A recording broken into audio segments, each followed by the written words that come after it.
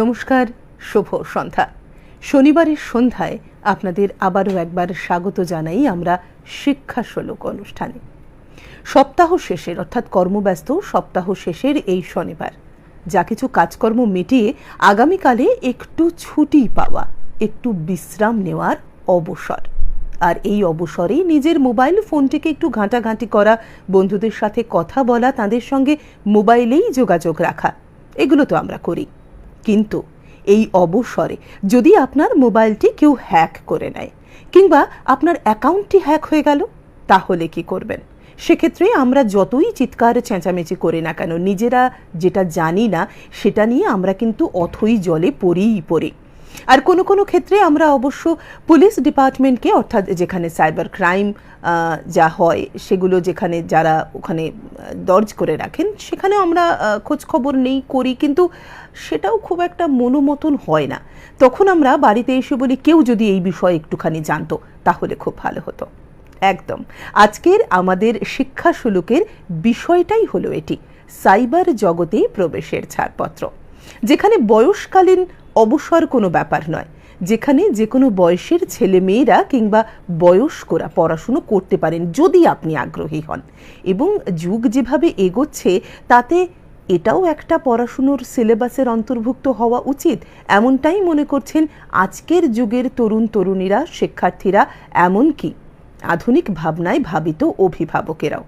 আজকের আমাদের শিক্ষা শোলকের বিষয়টিও তাই, সাইবার জগতে প্রবেশের ছাড়পত্র।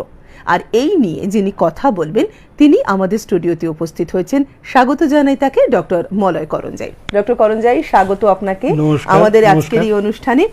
Doctor Malay Karanjai academic director, Indian school of ethical hacking, Siliguri. এবং আপনাদের মনে যদি কোনো জিজ্ঞাসা থাকে তাহলে কিন্তু অতি অবশ্যই যারা টিভিতে দেখছেন তারা যেরকম টিভি স্ক্রিনে দেখুন একটি স্ক্যানার লাগানো রয়েছে, সেই কিউআর কোডটি স্ক্যান করে কিন্তু আপনি দেখতে পারেন আপনার মোবাইলেই। এবং যারা নিজের স্মার্টফোনটিতে আমাদের অনুষ্ঠানটি দেখছেন তাদের কাছে তো অপশন খোলাই রয়েছে, কমেন্ট বক্সে লিখে ফেলুন আপনি কি জানতে চান আমাদের আজকের অতিথির কাছে, উত্তর দেবেন তিনি।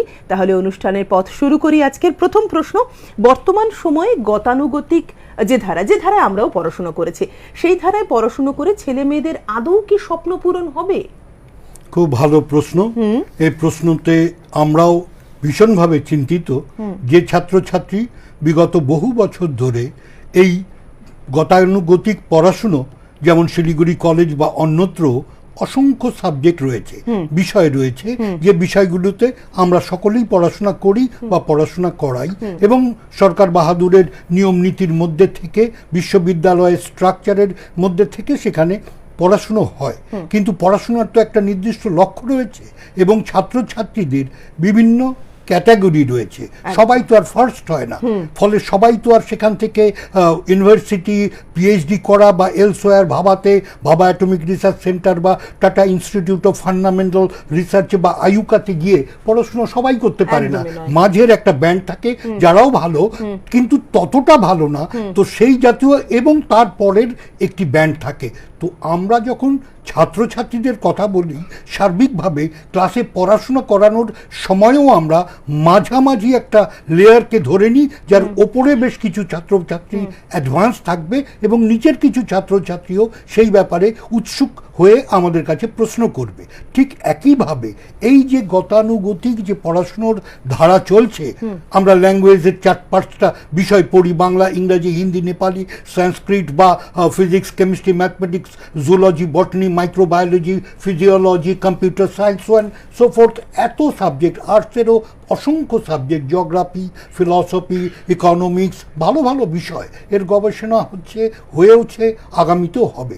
কিন্তু চাকরির বাজারে এদের মূল্য কতটা? আজকের যেসব ক্ষেত্রগুলোতে আমাদের ছাত্রছাত্রীরা চাকরি পাবে সেই সব ক্ষেত্রে তাদের অবস্থা দেখে তারা যখন আমাদের কাছে জানতে চায় তখন আমাদের একটু চিন্তায় পড়ে যেতে হয় যে কি বললে পরে, কোন পড়া পড়লে পরে তারা ঠিক চাকরি পাবে, গ্র্যাজুয়েশন করার পরে অথবা মাস্টার্স করার পরে।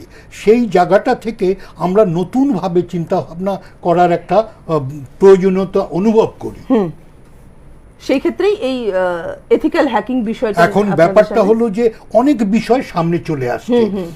উত্তরবঙ্গ বিশ্ববিদ্যালয় এবং উত্তরবঙ্গের অন্যান্য নতুন বিশ্ববিদ্যালয় এবং কলকাতা বিশ্ববিদ্যালয়, অ্যালাইড যাদবপুর বিশ্ববিদ্যালয় এখন নতুন নতুন বিষয়ের উপরে চিন্তাভাবনা শুরু করেছে, যে চিন্তাভাবনাগুলোতে বেশ কিছু ছাত্রছাত্রী জারিত হচ্ছে। কারণ কি, এই মুহূর্তে আমরা ডিজিটাল ওয়ার্ল্ডে বাস করছি। আপনার আমার প্রত্যেকের কাছে একটি দুটি করে মোবাইল ফোন আছে। সেই মোবাইল ফোনে আপনি সারাদিনের অনেকটা সময় কাটান। হোয়াটসঅ্যাপ, টুইটার, আপনি ফেসবুক এবং আরও অসংখ্য জিনিস আপনি তাতে করেন বা তার সুবিধা নেন। কিন্তু এর সাথে সাথে আরও এমন কিছু বিষয় তার সাথে চলে আসে যেটা নিয়ে আমাদের চিন্তা ভাবনা করতে হয়, এবং সাইবার ক্রাইম দিনকে দিন কিন্তু বেড়ে যাচ্ছে। আপনি জানেন যে এই প্রত্যেকটি বড় শহরে, শিলিগুড়িতে অবধি, শিলিগুড়ি থানার পাশে একটি সাইবার ক্রাইম সেল রয়েছে। সেখানে ইন্সপেক্টর রয়েছে, অ্যাসিস্ট্যান্ট ইন্সপেক্টর রয়েছে। আমরা যখন আমাদের বিভিন্ন কাজকর্ম করি, হ্যাকাথন করি, অনুষ্ঠান করি, তখন তাদেরকে আমরা ডাকি, তারাও তাদের অভিজ্ঞতা শেয়ার করেন। কিন্তু আপনায় জানিয়ে রাখি, এই বিষয়টি এমন বিষয় যে ইয়াঙ্গার জেনারেশন যত ফাস্ট ব্যাপারটাতে মুভ করে, একটা এজের পরে কিন্তু তত ভালো করে মোবাইল আপনিও চালাতে পারবেন, আপনার ছেলে আপনার চেয়ে ভালো চালাবে। এই অভিজ্ঞতাটা থেকে এই যে যারা সেখানে রয়েছেন তারা কখনো কখনো আমাদের কাছে কনফেস করে যে স্যার আমাদের কাছে এই সমস্ত কমপ্লেইন্টস আসছে। এই কমপ্লেইন্টসগুলোকে মিট করার জন্য আমরা চেষ্টা করছি। দু একটা ক্ষেত্রে এখান থেকে পাটনা চলে যাচ্ছি বা অন্যত্র চলে যাচ্ছি, চাই চোপড়ায় চলে যাচ্ছি। তো এই করেও আমরা সব কিন্তু সলিউশন করতে পারছি না। সেই জন্যে আমাদের কথা হলো, আমরা অ্যাওয়ার করছি সমস্ত জনসাধারণকে, স্কুল কলেজ থেকে শুরু করে ইয়াঙ্গার জেনারেশনকে, যে এর যে পড়া, যে পড়লে পরে মানুষ এগুলোকে থেকে বাঁচতে পারবে, এবং এই পড়া দিয়ে যারা আগামী দিনে পৃথিবীতে নিজের পজিশন ভালো করতে পারবে, সেই পড়ার কথা আমরা বলছি।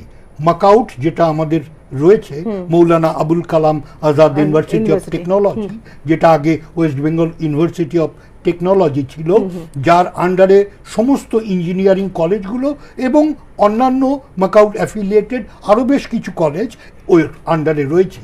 তাদের কিন্তু এরকম কিছু অফ রুটেড এক্সেপশনাল কেসেসের সাবজেক্ট রয়েছে, এবং সেই সাবজেক্টগুলো এখন বলতে কোনো দ্বিধা নেই যে এই মুহূর্তে কিন্তু এই সাবজেক্ট পড়ানোর জন্য খুব লিমিটেড লোক রয়েছে। শিলিগুড়ি কলেজে আমার যেহেতু জানা রয়েছে, ওখানে বিসিএ পড়ানো হয়, ব্যাচেলর অফ কম্পিউটার অ্যাপ্লিকেশন, বা কম্পিউটার সায়েন্সে অনার্স পড়ানো হয় এই কয়েকদিন আগেও। এখন মেজর মাইনর হয়ে গেছে ইউনিভার্সিটির নিয়মে। এবার থেকে, গতবার থেকে ন্যাশনাল এডুকেশন পলিসি 2020-তে এই চয়েস বেসড ক্রেডিট সিস্টেমে এগুলো চালু হয়েছে। কিন্তু এগুলো পড়ে এই টেইলর মেড ব্যাপারটা আপনার একটা হ্যাক হয়েছে। আমাদের অভিজ্ঞতায় বলছি, আমাদের কাছে অসহায় স্বামী স্ত্রী এসে মোবাইল দিয়ে বলছে যে একটা কিছু করে দিন, আমার কিন্তু এই চলে গেছে। এখন অনেককেই চিনি, তারা এখানে কোনো স্কুলের মাস্টারমশাই, তারা অনেকে শিলিগুড়ি কলেজে আমাদের ছাত্র। তো আমরা তাদের বলি যে যান সাইবার সেলে যান, বললো ওখানে গিয়েছিলাম, ওরাই আপনাদের কাছে পাঠিয়েছে। এইবার গভর্নমেন্টের এই cybercrime.gov.in একটা পোর্টাল আছে, এবং এখানে আমি সবাইকে বলবো যে 1930 আপনার কোনো টাকা ফ্রড হলে, আপনার সাথে কেউ কিছু ডিপ ফেকে আপনাকে দিয়ে নানা রকম অ্যাক্টিভিটিস করলে, আপনি কিন্তু সরাসরি ওই পোর্টালে গিয়ে কমপ্লেন করবেন, এবং আপনি সরাসরি 1930 যদি তারা ধরে 2-4 বার চেষ্টা করে, সেখানে কিন্তু আপনি আপনার কমপ্লেনটা লজ করবেন। এটা সেন্ট্রাল গভর্নমেন্টের একটা পোর্টাল। কারণ কি, যে যখনই কোনো ভালো জিনিস আসে, এ তো এখন গবেষণা হচ্ছে, এই সাবজেক্ট আরও ডেভেলপ করছে, লোকে নতুন করে শিখছে, এই সাবজেক্টগুলোর কথাও আমরা বলবো। কিন্তু তার সাথে সাথে উল্টো দিকে নানা রকম ব্যাপার স্যাপার চলে আসছে। রিসেন্ট ঘটনা কালই দেখছিলাম, আমাদের যে ডিরেক্টর তিনি এই মুহূর্তে ইউএসএতে চলে গেছেন আজ, কিন্তু কাল সে আনন্দে বসেছিল, সন্দীপ সেনগুপ্ত স্টার আনন্দে অনেক রাত পর্যন্ত। এই যে কোশ্চেন বেরিয়ে গেছে নিটের, এই যে নেটের যে কোশ্চেন বেরিয়ে গেছে, এটার ডার্ক ওয়েবে বেরিয়ে গেছে। লোকে তো বলছে ডার্ক ওয়েবে বেরিয়ে গেছে। এবার ডার্ক ওয়েবে কি কেউ ধরে কোশ্চেনটা দিয়েছে? ব্যাপারটা কি, এই যে রশ্মিকা মান্দানা বা এই যে পিউ রায়, তাদের যে টাকা 10,000 টাকা ওই আধার দিয়ে, আধার এনাবল সার্ভিসে উঠে গেছে, তাই নিয়ে 3-4টা অনুষ্ঠান উনি করেছেন, আমরা দেখেছি। এবং এই যে আমাদের প্রধানমন্ত্রীকে নিয়ে টিপ ফেকে নাচিয়েছে, বা এই যে বড় বড় আর্টিস্ট তাদেরকে ডিপ ফেকে মুখ পাল্টে, বডি পাল্টে, এগুলো সব নানা রকম অ্যাক্টিভিটিস যারা করতে পারে তারা হয়তো মজার জন্য করে, বা তারা হয়তো ট্রায়াল দিচ্ছে, কিন্তু এটা তো একটা সময় বিরাট ক্রাইমের পর্যায়ে চলে আসছে। এবং মানুষকে এগুলো প্রতিহত করার জন্য যে বিষয়টি শিখতে হবে তা হলো এই সাইবার সম্বন্ধীয় পড়াশোনা। এই সাইবার সম্বন্ধীয় পড়াশোনা সম্বন্ধে আমি চাইবো ছাত্রছাত্রীদের অ্যাওয়্যার করতে, এই কারণে যে এটা কিন্তু এত সহজেই আসবে না। আপনি master of computer applications Uttarbanga বিশ্ববিদ্যালয় বা এলসওয়্যারও কম্পিউটারের উপর মাস্টার ডিগ্রি, কেউ পিএইচডিও করছেন, কিন্তু তারা কিন্তু সাইবার বিশেষজ্ঞ হচ্ছে। একদম সাইবার বিশেষজ্ঞ হওয়ার জন্য বেশ কিছু কোয়ালিফিকেশনস দরকার পড়বে, যেগুলো গ্লোবালি ইউসি কাউন্সিলের থেকে সার্টিফাইড কিছু কোর্স আছে, সার্টিফাইড এথিক্যাল হ্যাকার CEH, তার বিভিন্ন লেভেল আছে, এখন 12 নম্বর লেভেলে চলছে।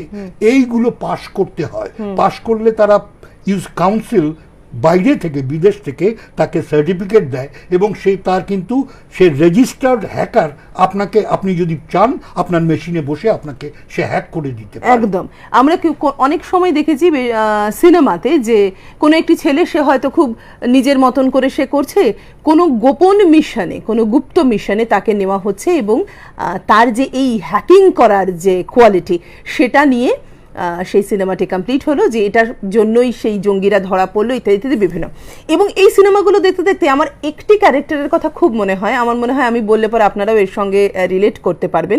মুঙ্গেরি লাল কি হাসিন সপনে, এই একটা সিরিয়াল আমরা ছোটবেলায় দেখতাম। মুঙ্গেরি লাল একজন সায়েন্টিস্ট হতে চেয়েছিল, এবং সে বিভিন্ন রকমের পরীক্ষা নিরীক্ষা করতো, কিন্তু ক্লাসে সে ফেল করতো, অথচ তার প্রত্যেকটি পরীক্ষা খুব সফল ছিল। ক্লাসে যখন সে লিখতো, মাস্টারমশাই তার প্রত্যেকটি লেখা কেটে দিতেন, কারণ সে অ্যাকচুয়ালি যেটা মেথড বা অ্যাকচুয়ালি যেটি সংজ্ঞা সেটি সে লিখতো না। তাহলে এমন স্টুডেন্ট কি আপনাদের আছে যে এই সমস্ত কিছু জানে কিন্তু সেই সংজ্ঞাটা লিখতে পারছে না, এরকমও কি আছে? হ্যাঁ, অবশ্যই আছে।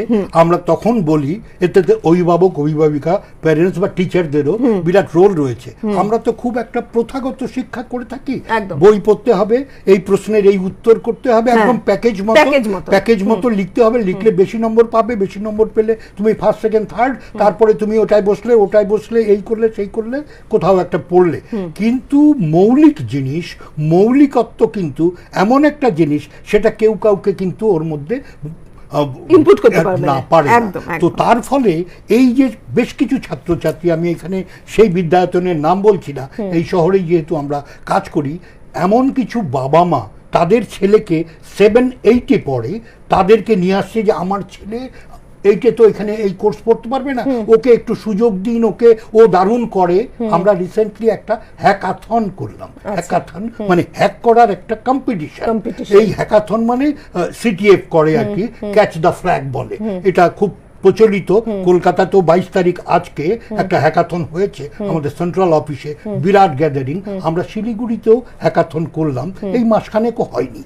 এই হ্যাকাথনে আমরা প্রাইজও দিচ্ছি, প্রচুর ছেলে পেলে, তারা কে কোথায় কবে আসছে আমরা জানি না, কিন্তু তারা এসে ওইখানে বসছে। আমরা নিয়ম কানুন বলে দিচ্ছি, নিয়ম কানুন খুব কড়া, প্রত্যেকের ল্যাপটপে বসছে, এবং আমরা চোখের সামনে দেখতে পাচ্ছি কার ট্র্যাক কত দূর, কত কিছুর মধ্যে সে চলে যাচ্ছে। তার কিন্তু পড়াশোনা কোন স্কুল, আর্টস না সায়েন্স, আমরা কিচ্ছু জানতে চাই না। আমরা চাই যে তুমি কতটা এফিশিয়েন্ট, সে নিজে নিজে কিন্তু সব প্র্যাকটিস করে বাড়িতে। আমি আপনাকে বলছি, নকশালবাড়ির একটি ছেলে, সে বাগবাউন্টি সে বাঘ বের করে, অন্য সাইট থেকে ঢুকে, বিদেশি সাইট থেকে বের করে তাদের বলে দিয়ে সেখান থেকে সে হল অফ ফেম পায়, সে তাকে সার্টিফিকেট দেয়। সে একটি গ্রামের কলেজের ছেলে, এরকম সব অভিজ্ঞতা আমাদের আছে এবং তাদেরকে আমরা এনকারেজ করি যে Indian school of ethical hacking এই ইনস্টিটিউটটাই তৈরি হয়েছে এই জাতীয় হ্যাকিংয়ের কোর্স করানোর জন্য। এই জাতীয় হ্যাকিংয়ের কোর্সগুলো যদি ছাত্রছাত্রী তাতে ইন্টারেস্ট পায় ছোটবেলা থেকে, তাহলে কিন্তু এটা একটা দারুণ ভালো জায়গায় যেতে পারে। একদম একদম এই বিষয় নিয়েই কিন্তু আমরা থাকবো এবং আবারও আপনাদের বলছি, যদি মনে হয় কোনো ধরনের প্রশ্ন আপনার মনে আসছে তাহলে কিন্তু অবশ্যই কমেন্ট বক্সে লিখে জানান।